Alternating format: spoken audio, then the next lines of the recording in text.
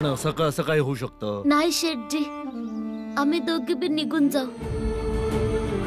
आणि तुम्ही असं विचार करा की 2 कर्मचाऱ्यांना काढून तुम्हासनी तुमचं पोरग परत भेटतो आहे. हे बघ भीम. नाही शेठजी, आम्ही ठीक आहोत. आम्ही काही ना काही करूच शकतो. भीम, हे तू काय म्हणतोयस? आनंद दादा, उदरनिर्वाहाच्या लोभापायी जर नातं खराब होत असेल तर हे बरोबर नाही आहे. धन्यवाद. चल आनंद दादा.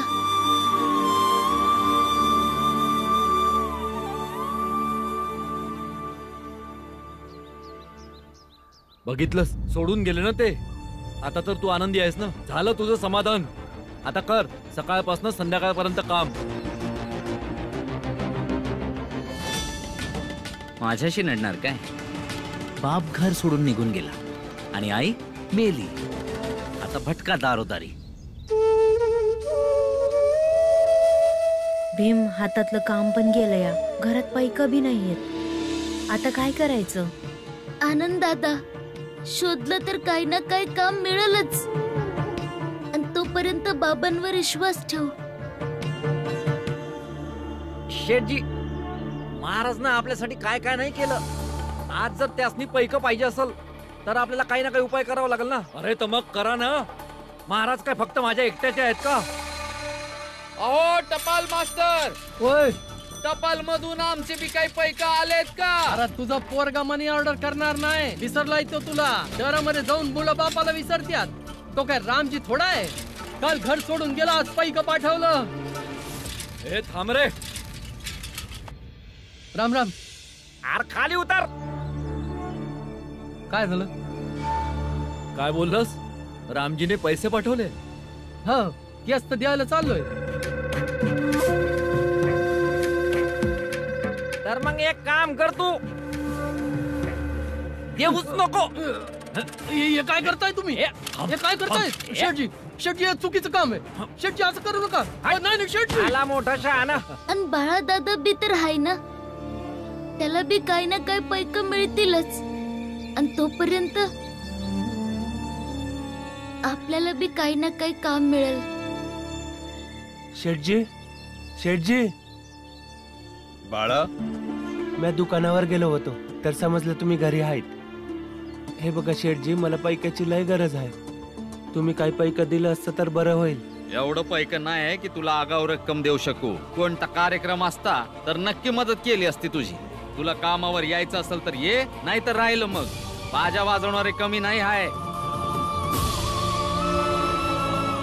शेठजी, हे सरकारी खात्यातनं आलेलं पैक आहे.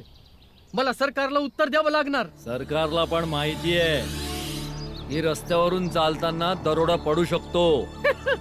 पण हे तर चुकीचं आहे ना. चूक बरोबर सोड.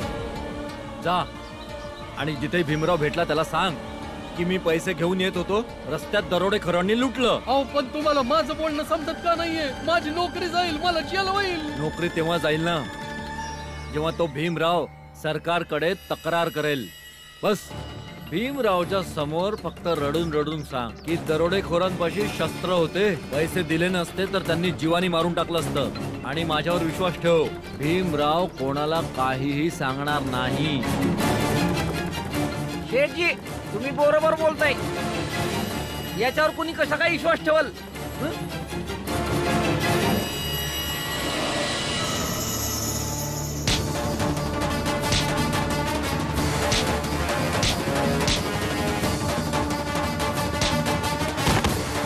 आता बरोबर आहे. आता याला लुटल्यासारखं वाटतंय. चांगलं नाटक करशील होय.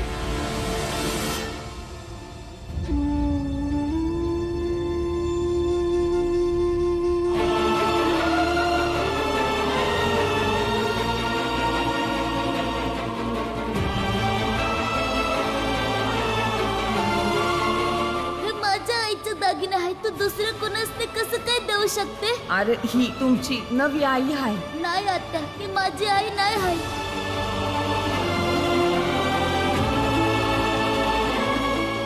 काय बी हरकत नाही. या समध्या गोष्टींचं दुःख तर आयुष्यभर राहील, पण म्या शिकणार. आई नेहमी याच गोष्टीमुळे दुखी राहायची की ती शिकू शकली नाही, पण म्या शिकणार.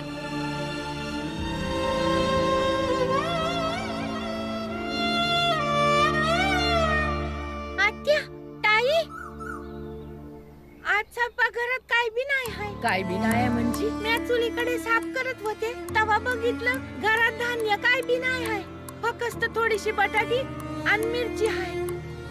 ताई, आत्या, आपण स्वयंपाक कसा करायचा? आमच्याकडे पैका बी नाही की काहीतरी इकत आणू ना. वय पर बाळादादा बोलला की तो पैक्याचा काहीतरी बंदोबस्त करेल. पैका नाही मिळाले आत्या.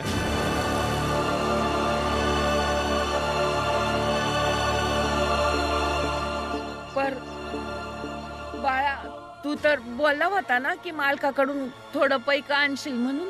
वय पर त्यांनी असं सांगितलं की जो पातूर कार्यक्रम सुरू नाही होत तो पातूर ते पैके नाही देऊ शकत.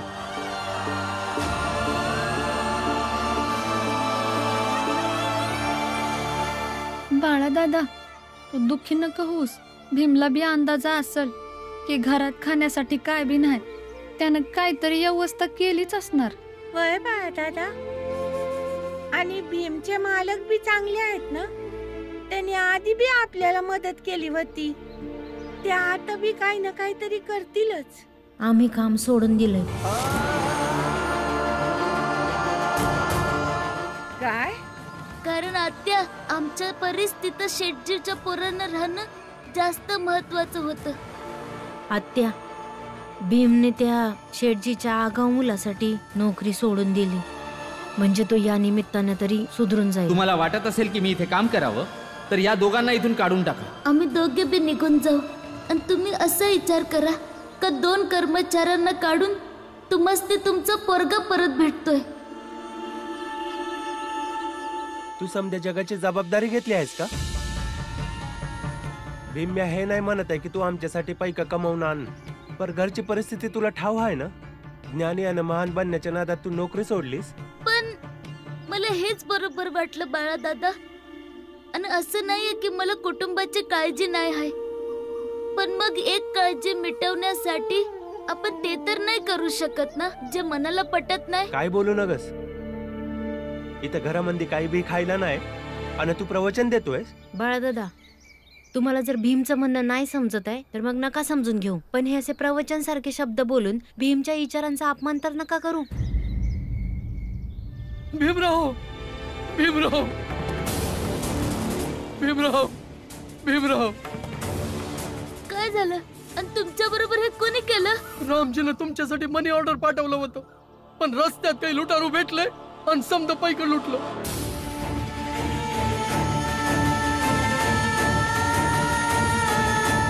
कसे मास्तर आहेत तुम्ही? तुम्हाला पैका सांभाळता येत नाही काय? आताच टपालात जाऊन तुमची तक्रार करतो, मग पोलीसच ठरवतील की तुमच्याकडनं पैका चोरी झाले की तुम्ही स्वतःसाठी ठेवले. तक्रार करू नका, तक्रार केली तर माझी नोकरी चालली जाईल, मला जेलमध्ये जावं नाही, लागेल. आम्ही तसंच करणार. आताच तक्रार करतो. थांब दादा, नग जाऊस. जेव्हा कोणाची नोकरी जाते ना तेव्हा लय वाईट वाटतं, आणि जसं आपण तरसत आहोत तसं यांना बी तरस होईल ना. भीम, तुला समजत नाही का? लोक पैक्यासाठी काय बी करतात.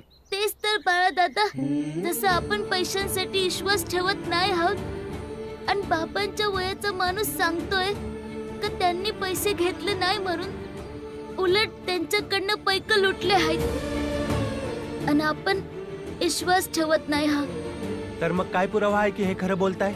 जर आपण विश्वास करायचा प्रयत्न केला तर विश्वास ठेवू शकतो, आणि जर एकदा कुणाचे पैसे लुटले गेले तर आयुष्य तर संपत नाही ना. ऐका, महाराजासने खजिना गावला हाय, करते पैका देणार हाय समध्यासने. चला भावांनो, लवकर चला. लय विचित्र गोष्ट आहे, कुणाला असंच खजिना मिळतो तर कुणाचं कष्टानं कमवलेलं पैक लुटलं जातात. टपाल मास्तर, तुम्ही जा आता. आम्ही आधीपासूनच लय तरसत आहोत, आणि आमच्यामुळे तुम्हासने तरस नको व्हायला.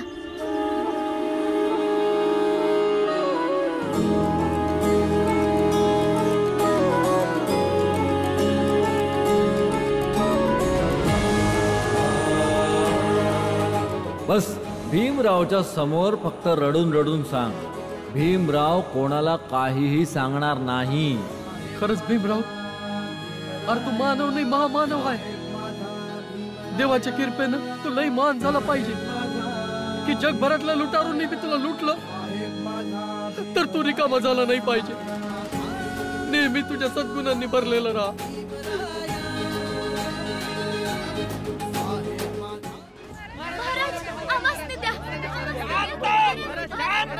अरे शांत रहा. अरे तुम्ही चिंता करू नका, प्रत्येकासनी पैका मिळेल.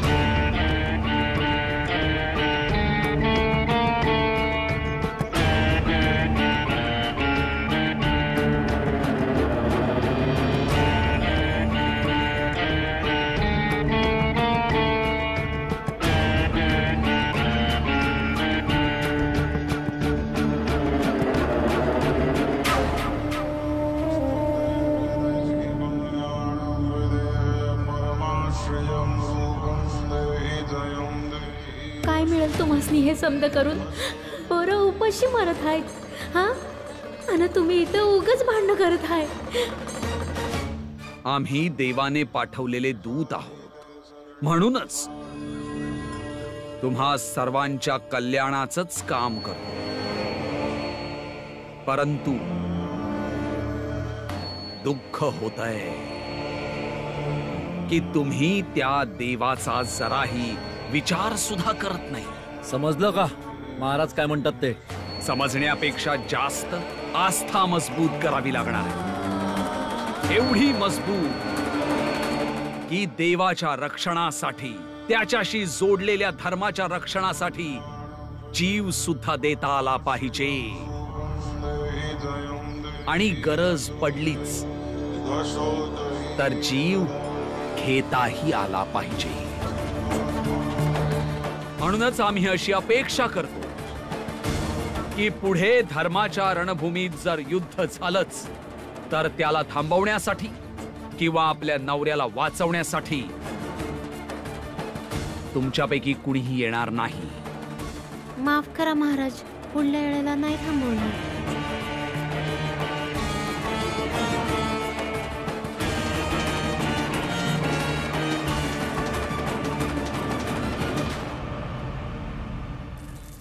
काका, काय धान्य देतं का उधार? मी तुम्हाला पैका नंतर देतो. हे बघ, तुला आधी पण सांगितलं आहे, उधार तसं बी देणार नव्हतो आणि आता तर अजिबात देणार नाही, कारण तुझा बाप पण निघून गेला तुम्हा समद्यासनी सोडून. पर म्या आहे ना, म्या काय बी करून तुमचे पैका देईन. घरी समदे उपाशी आहे, काहीतरी द्या ना. नाही नाही, तुला काय रे, उद्या त्या भीमरावाला घेऊन इथं येऊन उपोषणाला बसशील आणि ज्ञान वेगळं देशील की गरिबांना अन्न मिळायला पाहिजे. चल जा पुढं, चल निघ. कुठून कुठून येतात सकाळी समदा धंदा खराब करायला.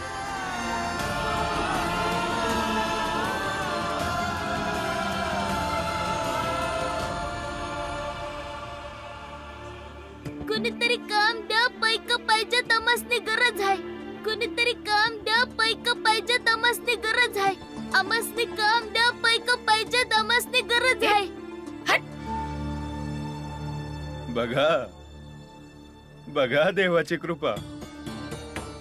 आपण देवासनी मानलं, धर्म मानला, म्हणून आपल्यासनी खजिन्याचे पैका मिळालं. आणि या भीमरावच्या कुटुंबातल्या लोकांनी नाही मानलं तर ते दारूदारी फिरत आहे. महाराज एकदम बरोबर म्हणत होते की आपल्याला त्यांची परतकेळी साथ दिली पाहिजे.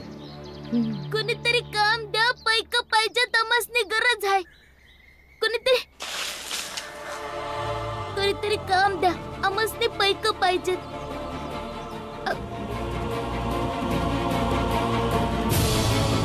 कुणीतरी काम द्या, पैका पाहिजे, तमसनी गरज आहे.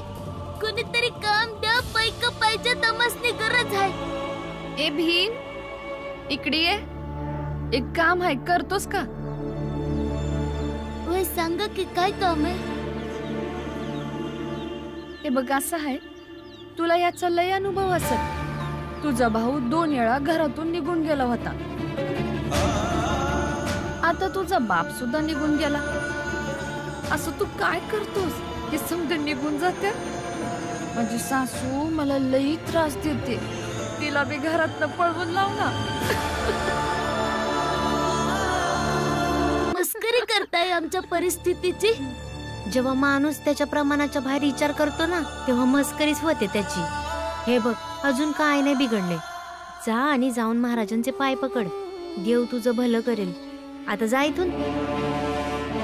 सासू आईवानीच असते. मग त्यासनी काढायचं नाही, संग ठेवण्याचा विचार करा तर समजा आपोआप ठीक होईल बघा. कारण जर आपल्या घरून जेव्हा कोणी निघून जात तेव्हा समजा घरच मोडतं.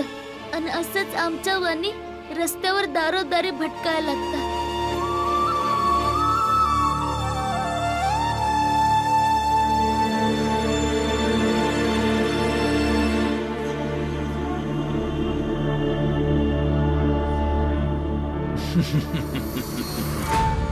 काय रे, आम्हाला या गावातून बाहेर काढण्याची भाषा करत होतास ना, आणि आता पूर्ण गावात स्वतःच नुसता फिरतोय, काम शोधतोय. महाराज, शोधत तर तुम्ही बी आहात ना. तुम्ही तुमच्यासाठी भक्त शोधताय जे डोळे बंद करून तुमचा जय जयकार करतील.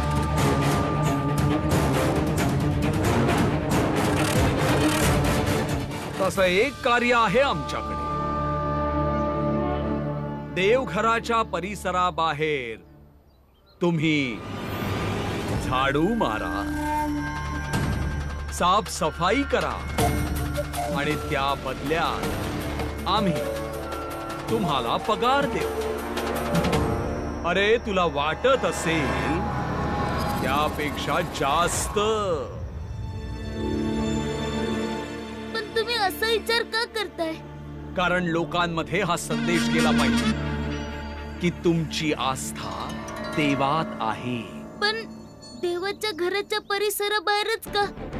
मी त्यांचं समजा घर साफ करतो आणि देवाची बी साफसफाई करीन. म्हणजे लोकांचा अजून विश्वास बसेल का तुमच्या देवामध्ये माझी आस्था आहे. नाही, तुम्ही देवघरात जाण्याच्या लायकीचे नाही आहात. मग मला बी तसं वाटत नाही का तुम्ही किंवा तुमची लोक त्या लायकीचे आहेत. का मला त्यासनी हे सांगावं लागेल का माझी आस्था कशात आहे आणि कशात आस्था नाही आहे. आणि आस्था निर्माण करण्यासाठी जवळ घ्यावं लागतं. दूर ठेवून घाबरवल्यानं आस्था नाही, फक्त राग निर्माण होतो, उदासीनता निर्माण होते. म्हणूनच आम्हासनी तुमच्या देवासंग जोडू नका, ज्यासनी तुम्ही स्वतःचा हत्यार बनवला आहे, ज्याच्या जोरावर तुम्ही जात पात स्पृश्य अस्पृश्य भेदभाव आणि पाप भ्रष्टाचाराचा व्यवसाय करतात.